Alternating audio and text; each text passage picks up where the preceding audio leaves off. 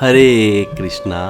माँ दुर्गा का जन्म और कंस का आश्चर्य। जब वसुदेव जी ने अपने पुत्र श्री कृष्ण को यशोदा जी के पास सुलाकर और यशोदा जी की कन्या को उठाकर कंस के कारागृह में वापस पहुँचे तो कारागृह के सारे भीतरी तथा बाहरी दरवाजे पहले की तरह बंद हो गए। तत्पश्चात नवजात शिशु के रोने की ध्वनि सुनकर पहरेदार जगे और उन्होंने जल्दी से राजा कंस के पास जाकर देवकी से 8वें बच्चे के जन्म लेने का समाचार बतलाया। कंस तुरंत ही बिस्तर से उठ खड़ा हुआ और हाथ में तलवार लेकर 8वें बच्चे को मारने के लिए सूतिका गृह पहुंचा।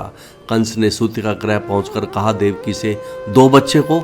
माता देवकी बच्ची को छुपाकर गोद में लेकर दूध पिला रही थी। देवकी बोली, भैया यह बच्चा नहीं है, बच्ची है। और देवकी प्रार्थना करने लगी कंस से। इससे पहले देवकी ने किसी बच्चे के लिए प्रार्थना नहीं की थी। देवकी ने अपने भाई कंस से बड़े ही असहाय भाव से कहा, भैया तुम्हारा कल्याण हो, मैं आपकी छोटी बहन हूँ, मैं कारागृह में दुख भोग रही हूँ, मेरे बच्चे मारे गए हैं, लेकिन इस बच्ची को छोड़ दीजिए।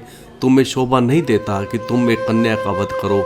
किंतु कंस इतना निर्दयी था कि उसने देवकी को फटकारते हुए उसके हाथों से उस बालिका को बलपूर्वक झपट लिया और घुमाकर उस कन्या को पत्थर पर मारना चाहा।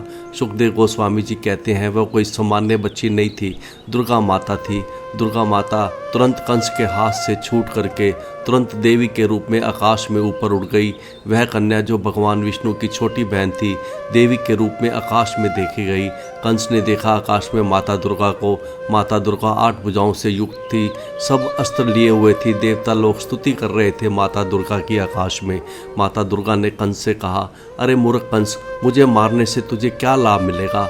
जो तुम्हारा वध करेगा वो पूर्ण पुरुषोत्तम भगवान पहले ही कहीं और जन्म ले चुके हैं। तुम बेकार किसी अन्य बच्चे की हत्या ना करो। और दुर्गा माता के शब्दों को सुनकर कंस बड़ा ही आश्चर्यचकित हुआ। गुरु महाराज जी कहते हैं कि कंस दुर्गा जी का उपासक था, जैसे रावण भगवान शिव का उपासक था और हिरण्यकशिपु ब्रह्मा जी का उपासक था, वैसे ही कंस दुर्गा जी का उपासक था।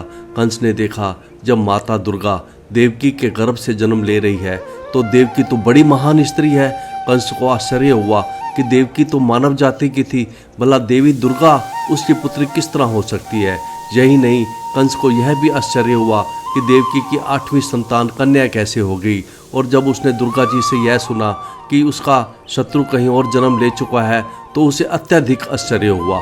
तो यह था माँ दुर्गा का जन्म और कंस का आश्चर्य। हरे कृष्णा।